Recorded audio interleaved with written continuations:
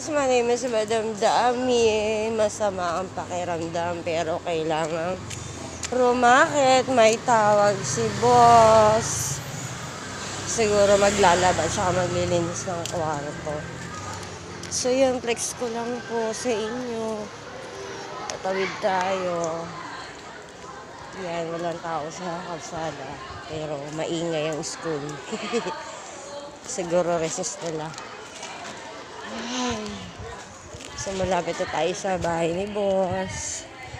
Paglagpas ng poste na yun doon. 1, 2, 3, 4.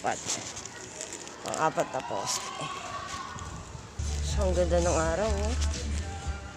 Diba? Ang ganda ng kalangitan. So mainit. Kaya nagpayong ang lola mo. Init na init.